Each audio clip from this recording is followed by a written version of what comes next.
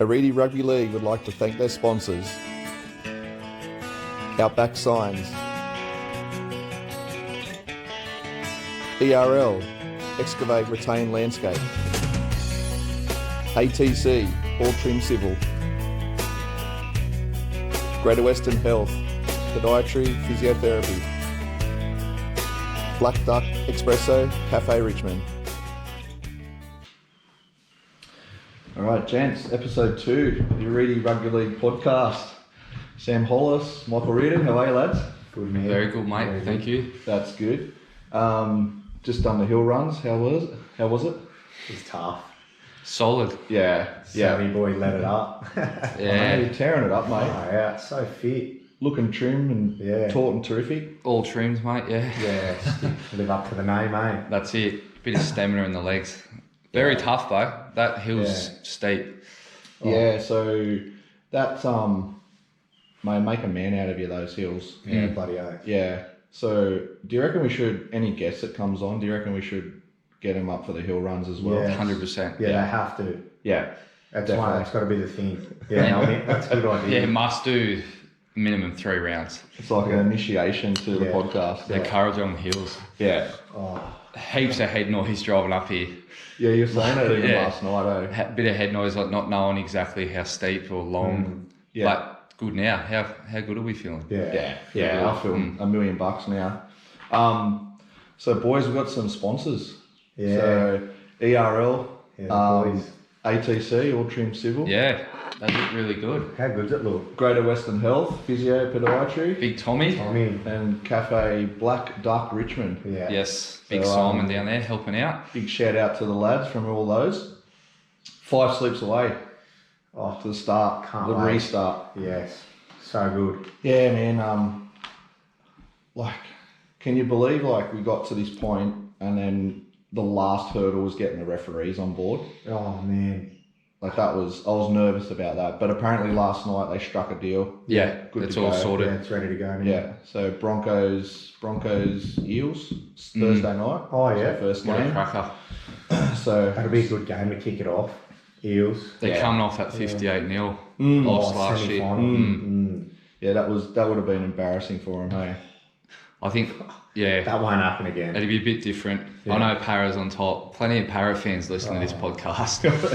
What's with them? Continually knocking them. How can we block them? They have 2 good rounds and If just, we that's keep it. bagging Para, maybe they'll just leave. No, 100%. they'll be hard to beat, Para. They got a good side. Yeah. Yeah. Moses. Great start. Yeah. Great start or restart to the year, I think. The Broncos, Do they have, is South Roosters this week? I'm not entirely sure. We should Yeah, probably. because I remember them Yeah, saying South they were trying to- Roosters Friday night. Oh, it's Friday night. Yeah. Yeah. Sweet. Yeah. And That'll be good. Melbourne, Canberra, Saturday. So there's some big games. Yeah. Yeah. Good week. Yeah, it should be huge. Mate, your brother, Pat, Yeah. Hollis, upgraded to the development squad, He which did. is inside the bubble now. Yeah. How's it going? He's going good. Yeah. He's going good. I think we spoke about it in the personal podcast. He put in the work and he's been rewarded, so it's always good. Yeah. He got the call, I think, just before they went back to training, which would have been at the start of the month. Yeah. Got the call and was told, you're in the bubble, and basically down to the hard work he put in, he got rewarded with that 31st spot. So there's 32 players in the squad and then 18 staff in the 50 bubble. So it's awesome, yeah. Yeah. He's a chance now. He's a chance for NRL this year. Yep. So How old is he? he's 27. Yeah, that's like a good lesson in perseverance and just hard work. Just keep plugging away, and you get what you deserve. Yeah, 100%. He turned a lot of pages, I think, in himself, which has got him there. It's hard to believe, he's training there with Cleary and Mansell's and all the big guns of Penrith. And 2 years ago we won A-grade grand final for Windsor. Yeah, It's crazy how Yeah. Shows you can do it. Though. Oh, mate, it happens so quick. Yeah, always had the ability. Yep. Just probably finding that ability doesn't get you there. You got to work for it. Yep. So Has he got a motor like his brother? he's got a better motor than me. Yeah. He's Good way, runner. way better than me. get him up here on the hill. He'll dominate. I don't know if I can cop that off the little brother. Yeah. He'd be cruising up there. Yeah, he would. He ran with us the other week. We did a session at Sammy's, and man, like he'd be a little bit behind from the weight set, like in our little groups, and would be a couple hundred metres up, and he'd end up taking over us halfway. Like he can run. Yeah, he's so fit. How good, eh? Yeah, yeah. Oh, that's good, man. Has he said to you what it's like in the bubble? Yeah, it's much as same. Their rules have changed a little bit without going. I don't know the ins and outs of it, and I don't want to say something wrong. But you know, I think they had some restrictions at the start, and the wrestles and stuff. I don't entirely know if they're fully back into it. I assume they would be, but just same old. Probably like we're trying to learn to clean our hands more often and sanitize and really wash yourself, you know. Yeah. There was a bit of a boil out case there late last year. Paddy got run down with a couple of Susan Boyles, a few of the other boys. Yeah, so you always, back in the day when that happened, you know, like there was always that bloke in the squad, you're like, mate, you don't wash enough and you're the blame. But apparently a few of the boys went down with it. So maybe they need a bit more sanitizer out there. Yeah, it can only be a good thing. Yeah, that's it. But he's enjoying his training. Yeah, awesome. And just trying to. I think he's got a bit of a lingering little groin at the moment. Yeah. So he's just trying to get through that, and he's right at that point of you're so close, like you're there, just waiting for your first grade debut. Yeah. And you're just so hungry for it, and it'll just take him to another level. That's right. Yeah. Like he's going to need a little bit of luck on his side. You know, he's down the pecking order on that squad, but never say never. It doesn't take much. The only thing, he's going to have to, as a lot of the blokes in that squad, that they're not playing reserve grade anymore. That obviously that comp's been canned for the year, so he's training and just waiting for that crack. There's no games for him on the weekend. So in a way, I don't know, I said you need to use the extra time to focus on your little weaknesses in your game, I guess you could call them. 100%. Like if you need power, you do the Saturday extras or whatever. Yeah. So he's aware of that. He's fit enough now. He just probably needs to build that strength and power into his game to be at that elite level where the back rows, you know, like Fisher Harris and Yo, they've been doing it for years now. Yeah. So that's who he's competing against. Yeah. Liam Martin and Billy Burns is the rookie there.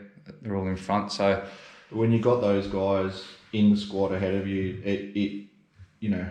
you've got to work as hard as them, and then that's only going to be a good thing for him. Yeah, 100%. Yeah, he realises that. Yeah, I think he's at that age. Yeah, I'm excited for him. Hey, oh yeah, it's awesome. The feeling of just there. Yeah, like he'd be pumped. Yeah, I know. Yeah, 100%. You know, he's a likeable character. I'm sure all the boys like having him around, and I know he's been working hard. He's not just making numbers up. Yeah. Which again, why Ivan gave him that contract, I think. So he's right there. You could see even in that video when they did the little where he signed the contract, how hard he runs. Like far out. And then when he gets his crack, 100%, he's going to make the most of it. Yeah. Yeah, definitely. I can't wait to see it. Yeah.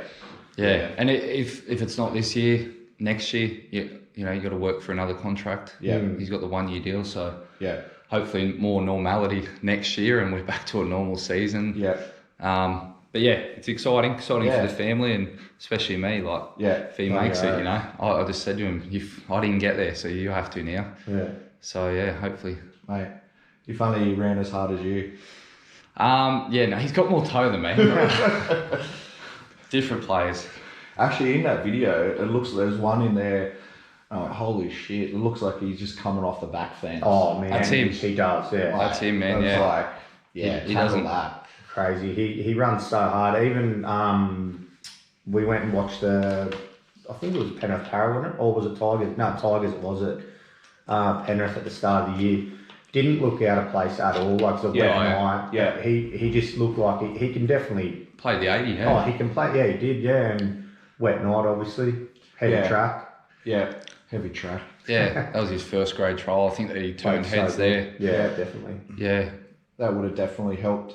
You know, all of that helps, you know, to form the picture of them lifting him up into the development squad now. For sure. And then, that's the pinnacle now. You're in the first grade squad, so he's there. Having the 1 year deal, I think it'll work in his favour because they're obviously going to want to see, like, you can train all year, you know, it doesn't matter. They can see what they need to see at training, but until you hit game day, and they'll give him his debut just to see whether it's worth the upgrade for the following year. You know what I mean? Yeah. So they all know he's fit enough. Like, he's killing it in the training sessions and the pre-season and all that, turning the heads of everyone. So actually, that's a good question. Like, what's your thoughts on 1 year contracts versus 5 years or 10-year contracts? My opinion is I'd love to see every player on a 1 year contract. I know it's not, you know, you want job security and stuff, but imagine the energy that you put in. It's different because what it's going to do, it's going to separate the guys with the good and the bad attitude. Do you know what I mean? So 100%. The guys that are dedicated are going to go, well, 1 year or 5 years. You know, like Taumalola, I don't think that was a bad idea for them. I think Cowboys got a better deal. I think they got a very good deal. So imagine his market value now. Yeah. 1.5. Easy, And even all the conversations, like during ISO, there's so much chat around footy that they're saying, you know, he's in so many of the greats' top teams. You know, and like already. And he's only, he'd be 26, 27? Yeah, 26. Yep. So like you can imagine, he's still got at least another 8 to 10 years if he stays healthy. Yeah. You know, and he does. He's reasonably, like, doesn't get hammered with injury or anything like that.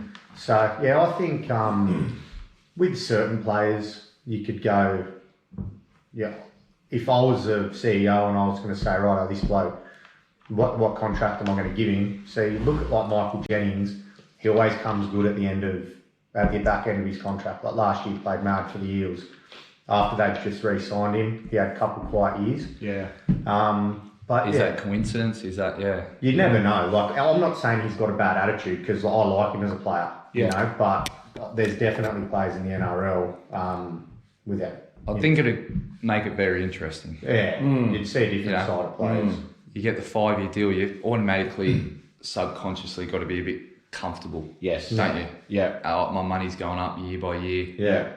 They're paying good dollars for me. I'm not going to get dropped. Yes, it's going to take a lot. It's like, you know, a business. I don't know. Like, you buy a brand new machine. You're not going to piss it off after 3 weeks because it's not doing what you thought it would do. Yeah, you're going to persevere with it. Exactly. Right. Yeah.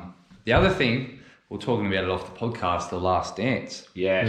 The Michael Jordan doco, which I think's that's the best sports doco I've ever watched. Yeah. Easily. If you haven't watched it, watch it. It's a must watch. It's the best 10-part series. Yeah. It's unbelievable.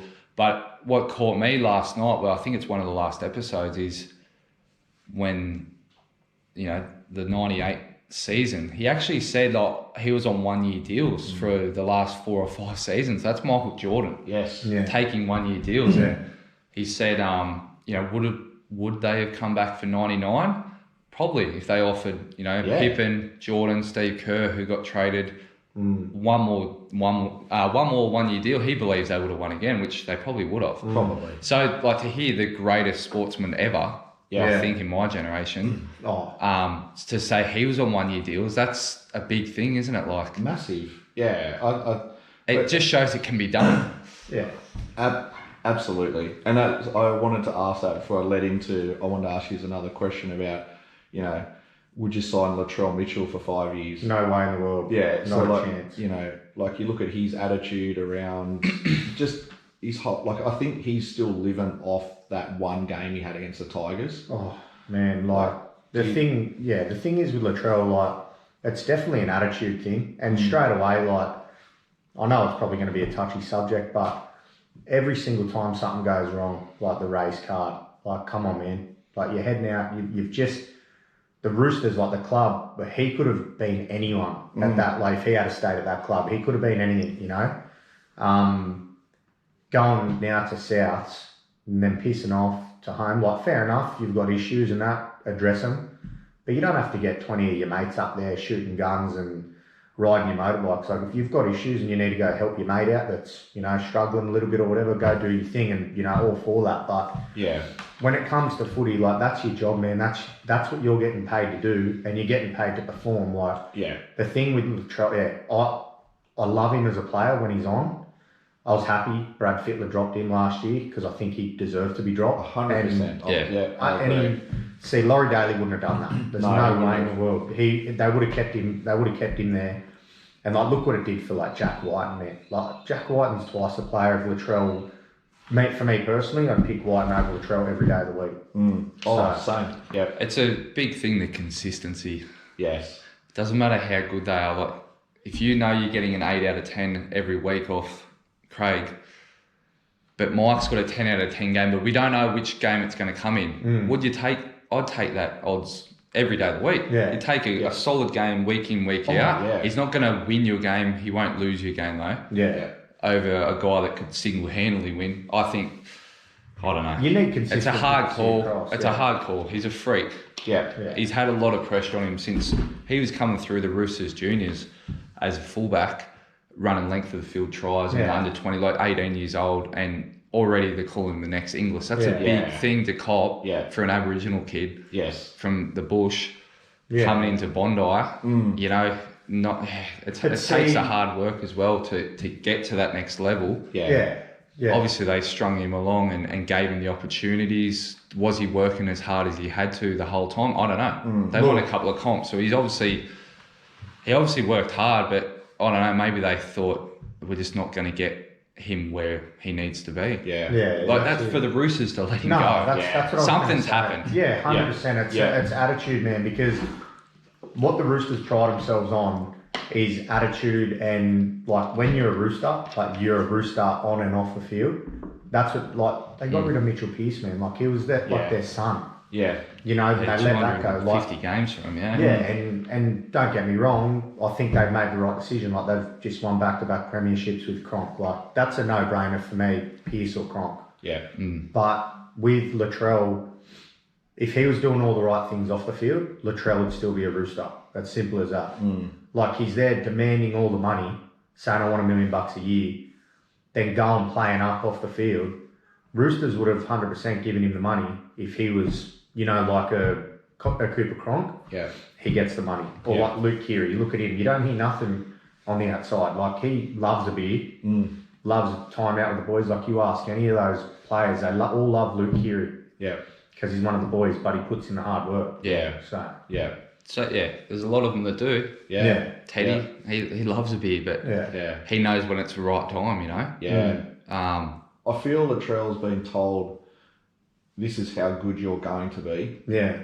And his talent has got him to a certain point, and now where everyone's telling him he's got to get to requires not being on the beach on motorbikes and, you know, just doing all the right things and knuckling down, and he could be a great at the game, but just that work ethic is there. And look how he come back to training.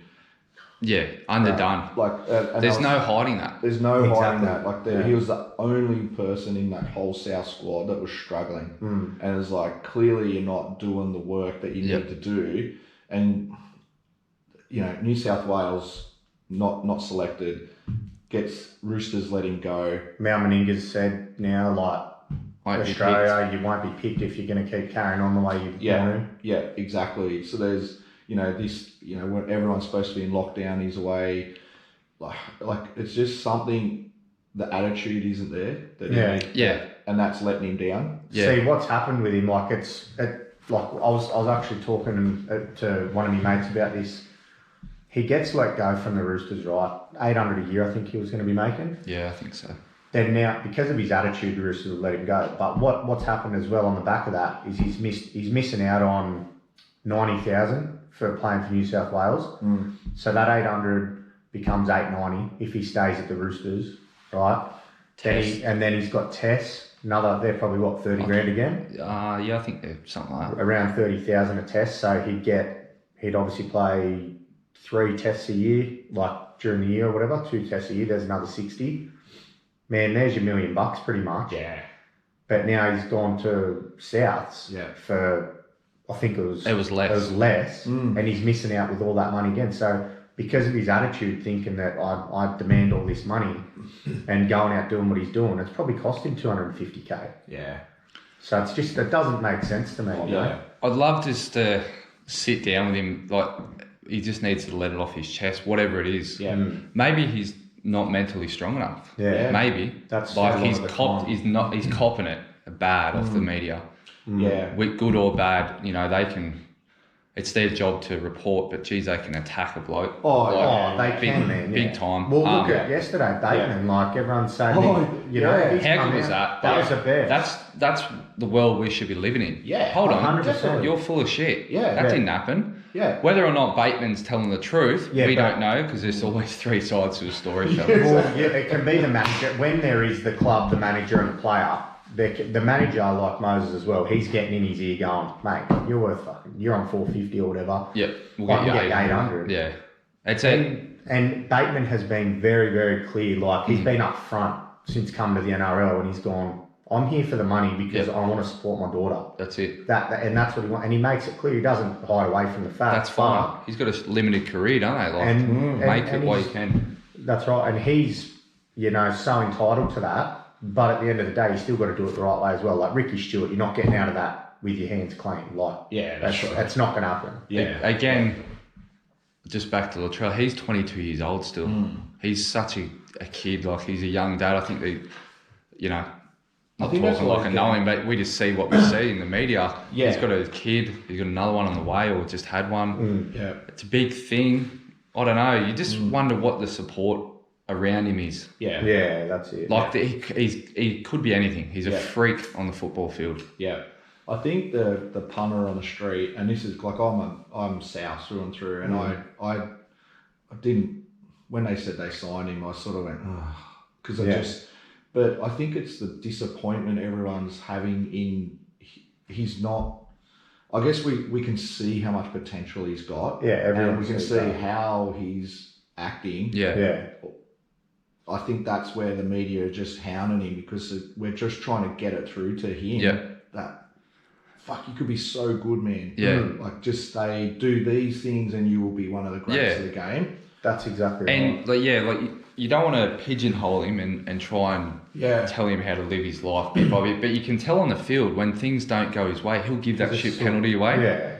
Always. Every game. And he costs his team meters. He'll lose his shit and try and slam a bloke and then bang, penalised. Yeah. And that happens nearly every week, doesn't it? Oh, it happened in round 2. It happened with him as soon as something didn't go his way, then flopped on someone.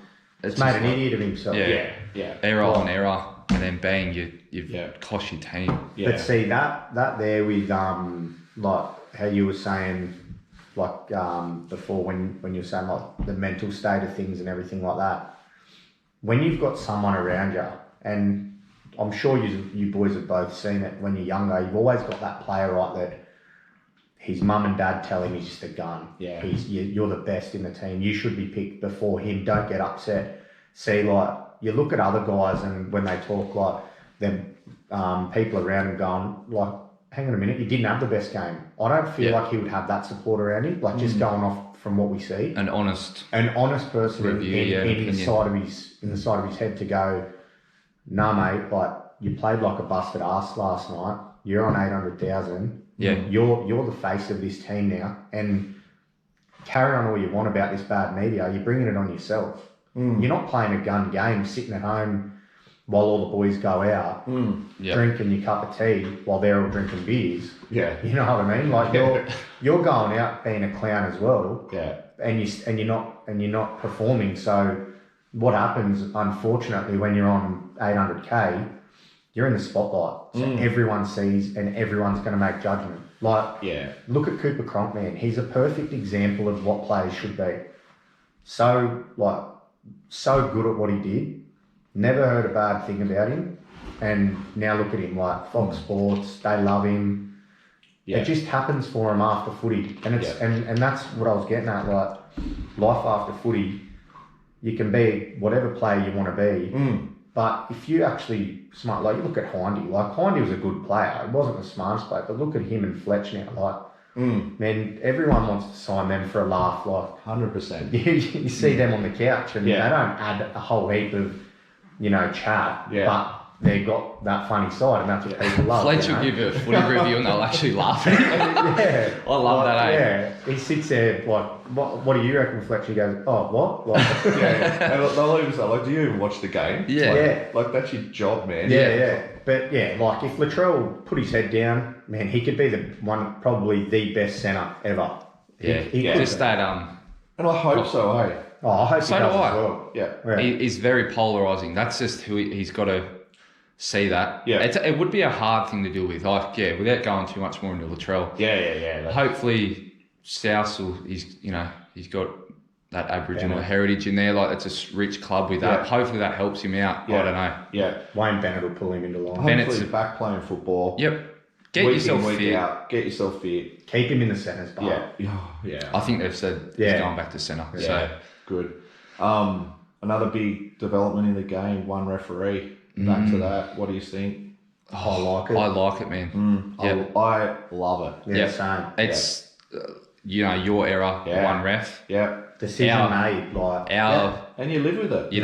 right up until we got to, I don't even think I had two refs until like the finals in I the never representative played. arena. So yeah, you have like the two refs in the finals. Other than that, it's one ref. No, that's good because what happens is it takes away a million times. You'd hear it at least 3-4 times every game.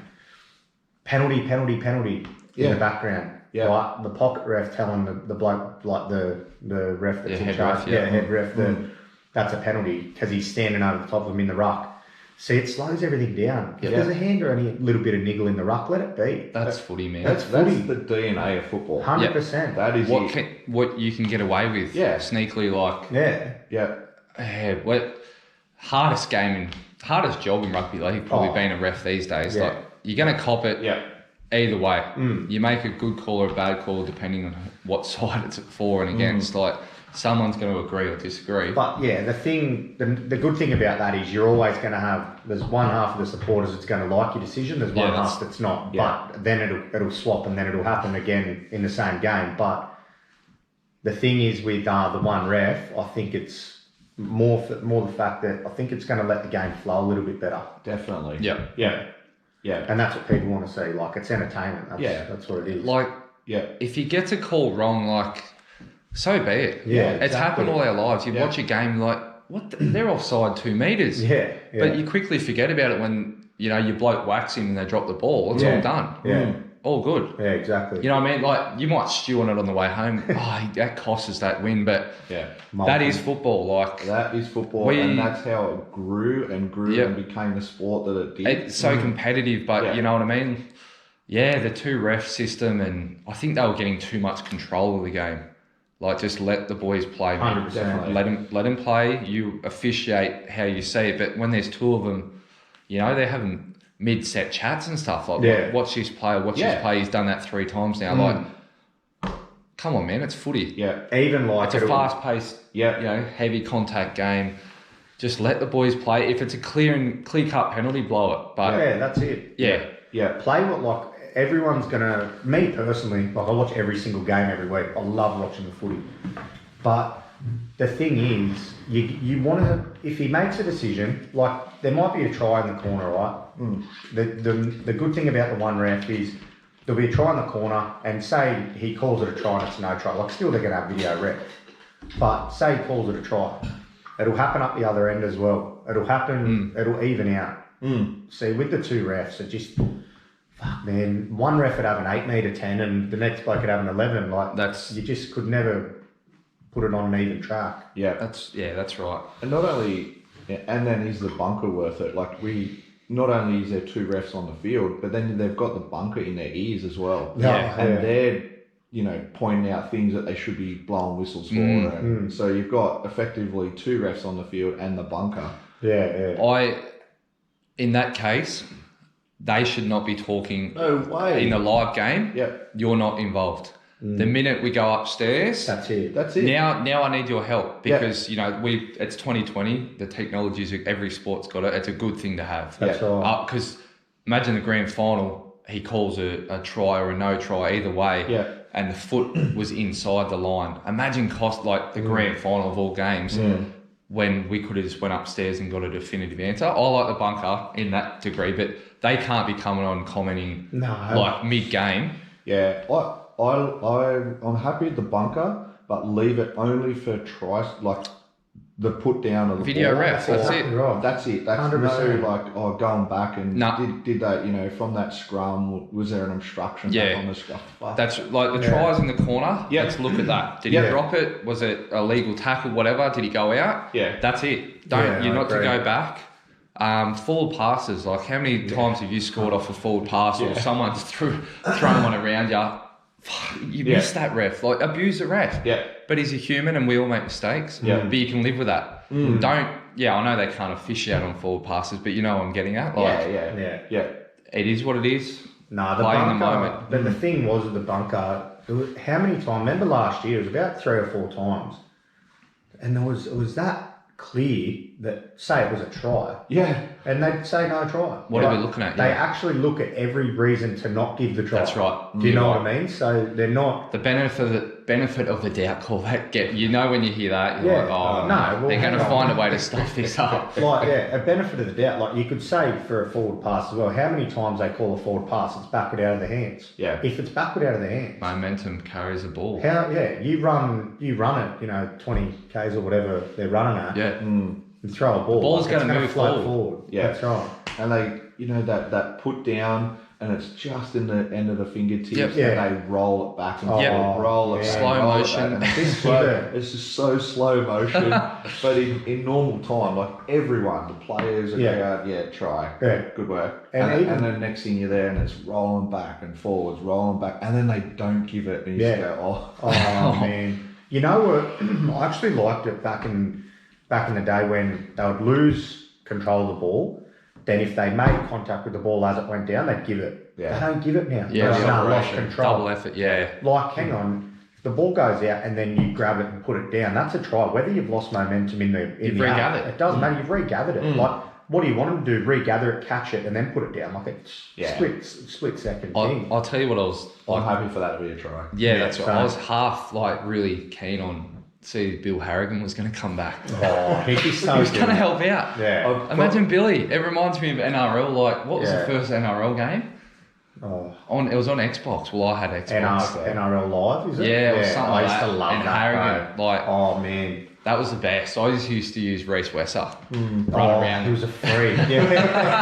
that year, it was that year, wasn't it? West 03. Girdler. Yeah, that was a cracking side. The Penrith heydays. Yeah. Long time ago. Were you on that game? Yeah, I was. Yeah, Jeff I was on O'Brien. the second one, Yeah. as an under-20s 20s player. Yeah. Bad rating. Oh, yeah, what Yeah, were I was you? like a 54 or something. I Said I didn't have any speed. Do they know me? seen you run up them hills or what? Oh, far out. They powered up those hills. Yeah, far out. I'm just sort of, sorry people, I'm having a little stretch here. Yeah. The hemis are starting to tighten up a little bit. No, you got in that stride, eh? Yeah, just the big one pacer. Yeah. Actually, speaking of cramps and stuff, what's the worst injury you've had on playing? And what's the worst injury you've seen? The worst injury I've seen, excuse me, Cameron Serrato playing for the Knights, and he had a compound fracture of the ankle. Maybe you can YouTube and edit it in later. It was like a Monday night game, I remember, and he got tackled from like behind, and his foot was like sideways. Like, yeah, and I ended up playing with Ciro at Windsor Wolves and asked him about it. Yeah, He come back good from it? he come back. Yeah, I don't think he never ever the got same. back to his top of his game. No. Because he played Sharks as well, eh? He was actually Played for the really good. Sharkies. Yeah, he was a good solid player, and he's a bit of dark memories about that one. Yeah. It was bad. Yeah, like bone was out. Yeah, filth. Fuck. They're horrific. That's for me. You see the bone, Yeah. and it just does me like. Was he? How was he? Like, did he look at it and then did? I think he was on his front. Yeah. So I don't. Yeah, we'd have to get the video up to rewatch it. Makes me a bit nervous looking at it. But I think he was just new. Like you know when you've done that injury, Oh, yeah. in yourself, Yeah. might not Yeah. make the big pop or anything. What's the worst injury you've had? I'd probably say my ankle. I ruptured all the ligaments Yep. in the left ankle. It was the last trial before the Harold Match season, and it just went over on it, and the outside ligaments of the ankle.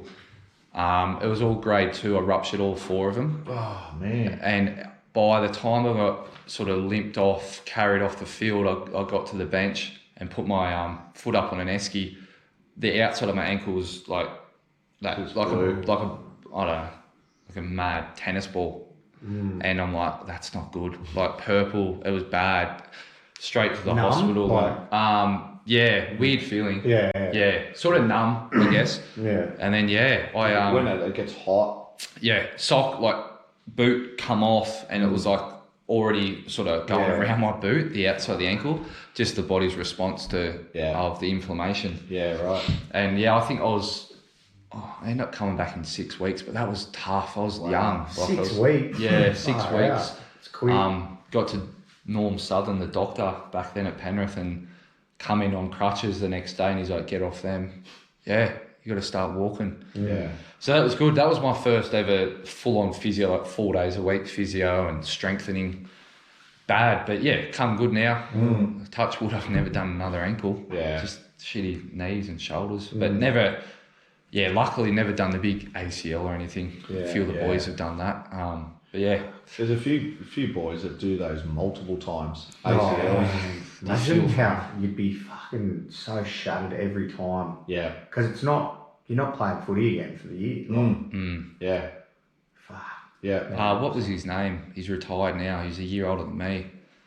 Chase Stanley's brother from the Dragons. He done 5 ACLs in 6 years. Did he?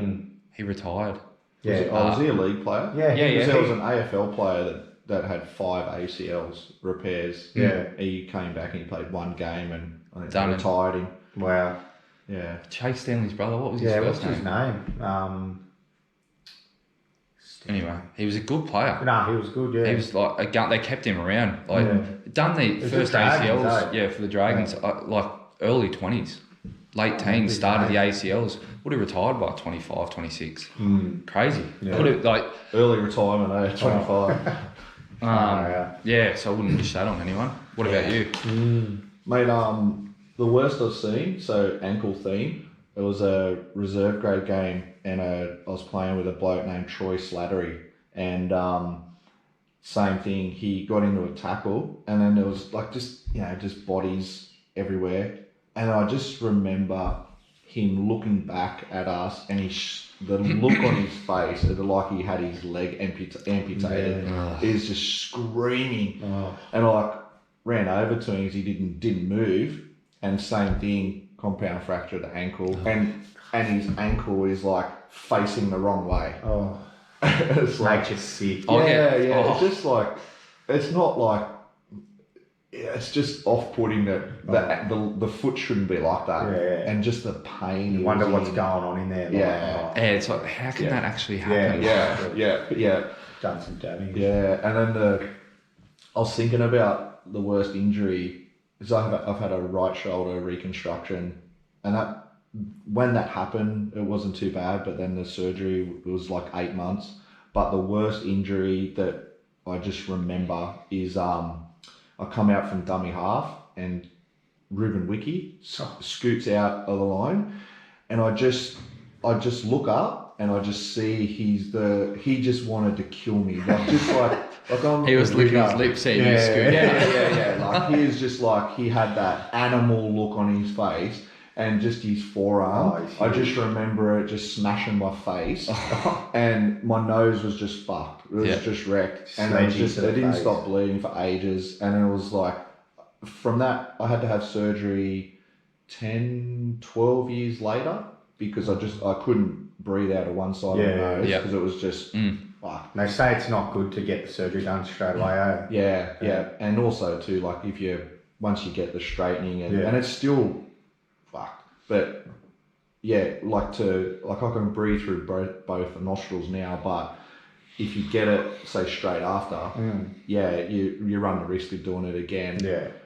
But his forearm on my face and across my nose, that I'll never forget it. That'd be like a brick hitting you. It was, man. The look on his face, he wanted to kill me. Yeah. And you know what? No penalty. Playable. There was no 2 refs. What about the I was going to say. Around the shoulder, mate. Yeah. Pocket ref, mate. Welcome to first grade. It was just like... That's what it was. Yeah, that's what it was. I'll get this bloke. That's how we played. Yeah. That's how it was. Yeah. What about you, Mickey? The worst one I've seen, it's got to like obviously not on field.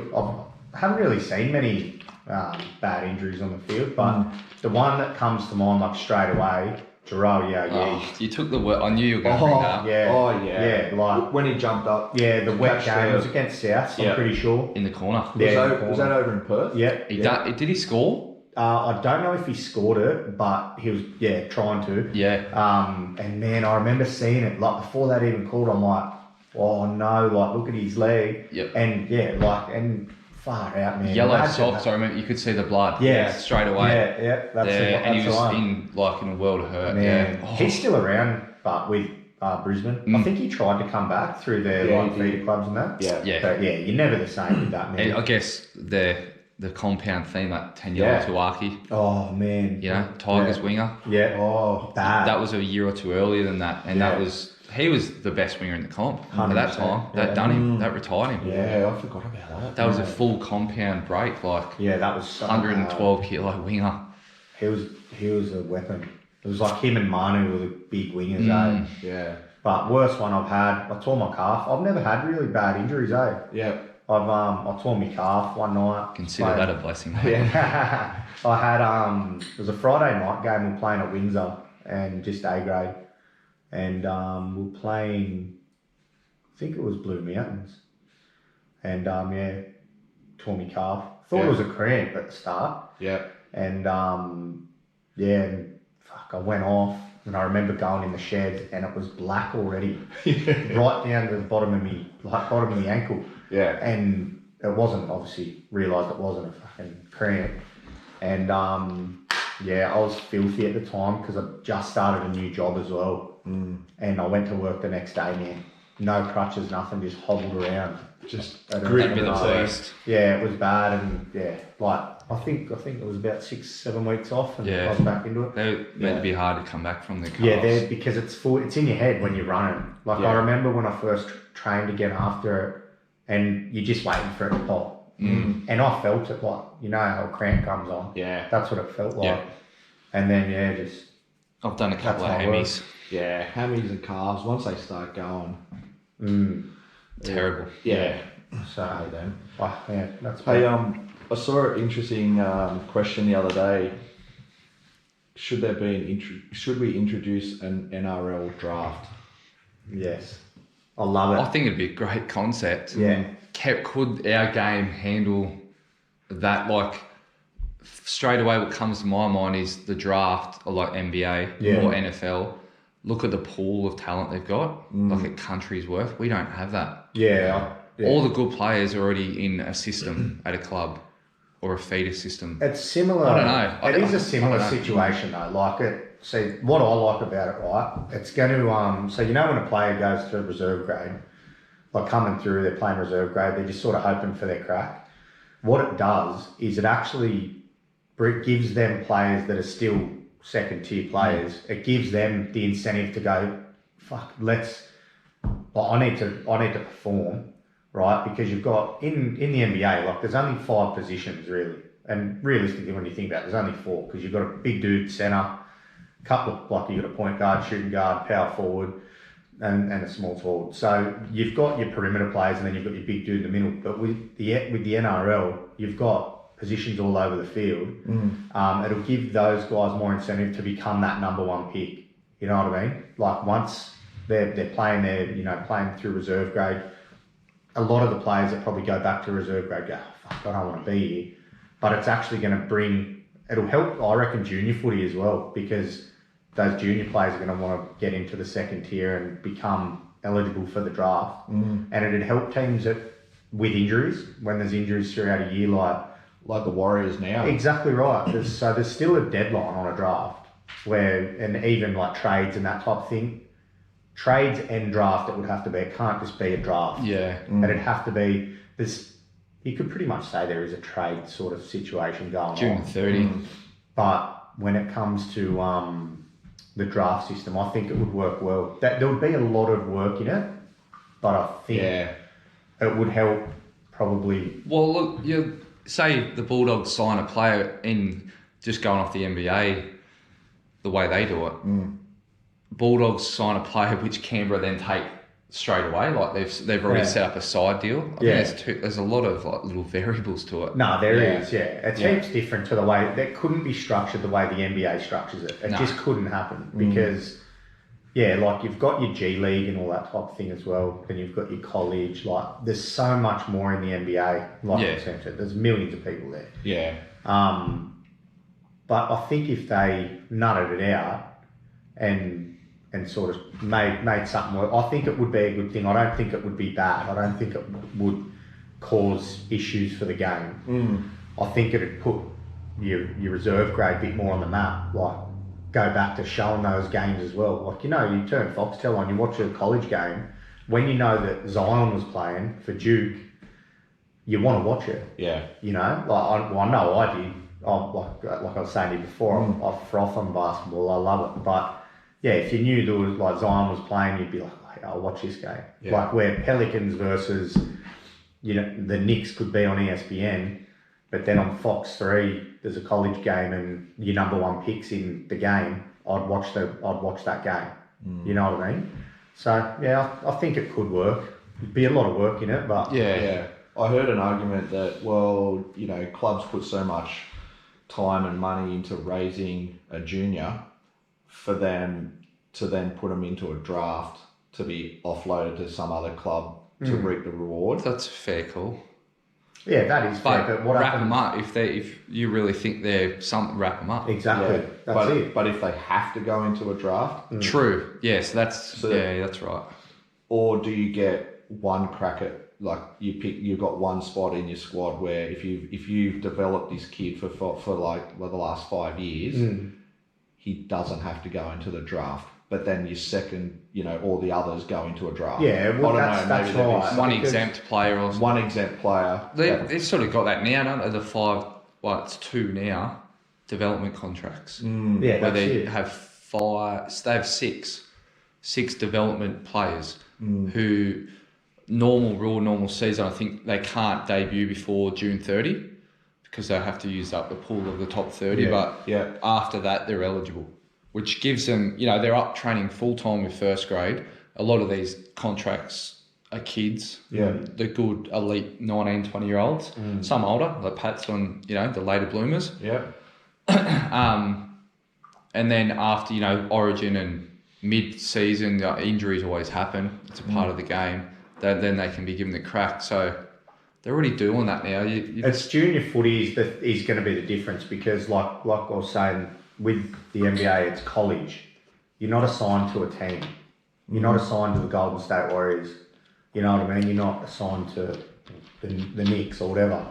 So them players, like in their head, they don't care where they have to go to live.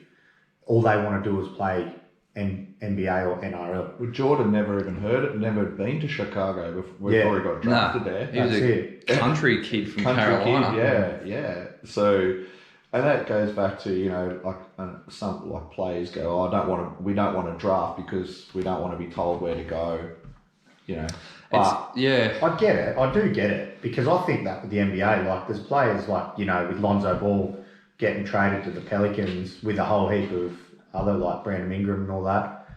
They don't want to go there. But at the end of the day, man, you're getting $20 million a year. Yeah, that's it. You got to do it. You sort of think, okay, there's a gun from Cairns or whatever, and he's in that Cowboys draft system. Yeah. He gets drafted to Melbourne. It's a big move for a young kid. Hey, they do it now. Smith done it. Billy Slater. Yeah, done it. I know. I think you think, okay, even probably my era, ours, at 15 years old, all the kids, Corden is my age and all that, they all come down from Taree. Yeah. Alex McKinnon and stuff again. Yeah. They went down to Wollongong. They all done what they had to do. Can you imagine a 15-year-old kid going and being in a boarding home now? I can't. No. I think the world's changed. Yeah. As for a whatever young reason. I just can't see that happening now. The elite, you know, every club's got a recruitment officer, right, which they go New Zealand, all around the country to sign these elite players, keep them in their home system until they're old enough, usually Harold Matt's age, then bring them down. Maybe if it wasn't a draft system, because like you are right, a draft would be hard. It would be hard to make it work, but a trade system would work heaps better than the way the NRL's run now. Yeah, I think trade would be more on the money. Like you look at teams, right, that are higher. Like I know sometimes you need it, but just say you made the squad of like say 35 even. You've got one team, say for instance like the Dogs, struggling for like a real good starting back rower now. Harry Reardon is gone, but Canberra have like a heap of them. Yeah, it's a touchy subject. Should we touch on that subject? Yeah. But like you know what I mean. So they could go. Dogs could go right. Well, we've got a couple of young halves that are probably good enough to play first grade that we don't really need. They're playing Reggies, but you guys have got a couple of back rowers. We'll trade you one of our good halves like Jack Cogger and maybe one of our rising stars for John Bateman. Do you know what I mean? It comes down to the salary cap value though. Yeah, it does. Yeah. So that's the other thing. Yeah, but that's why. I agree with what you're saying. You go the two players for the bigger player, like what Lakers did. Lonzo Ball, Ingram, Hart, and one more I think it was, and like a draft pick, which is money to them. But then for Anthony Davis, like they got one, but they got four. So I reckon it would work, but we look like Melbourne and Tigers have done now. Grant and Momorowski. Well, that's good. Yeah, I've seen it works for both clubs. They're both happy. Everyone's happy. Yeah, that's a win. Yeah, that's it. I think more stuff like that. It's exactly what you're saying now. You know, we need a hooker. Well, we need an outside back. Exactly. So let's make it work. Yeah. I'm sure their contracts are not always going to be exactly the same. Yeah. Might be ballpark figure. But that's why they have a bit. There you go. There's we'll pay you 30,000 under our cap as well on top to make the deal sweeter. Yeah. I think they should do more of that. 100%. Especially now, like the Warriors, they're going to need something. Yeah. Like, don't let Gallen come back. You're done, mate. Gallen would still go good. Not arguing with that, but you've had your time. Yeah. There's kids now coming through. There's that many reserve graders that are ready. They just need a crack. It's pay them per game. Yeah, exactly. You don't need a full-time contract. Like, no, that's it. Next year we'll hopefully be back to normal and, we love what you did there in that 8 games. Do you want a full-time deal at the Warriors? Yeah. I saw the Beat Denham offered his services to the Warriors. I went like that. Remember, someone absolutely sprayed him on that post, and I just cacked myself for ages, eh? He does. He's got some good stuff, man. He makes me laugh. Be good to get him on the podcast one day. Mate, you never know. You never know. Lives on. Yeah, he's so funny, man. Yeah. I think player managers, if we can just sort that out, because there's some dodgy, like, I think whatever system we have, like obviously the salary cap works well to a point, but and maybe a draft would work better but it all comes back to the player managers.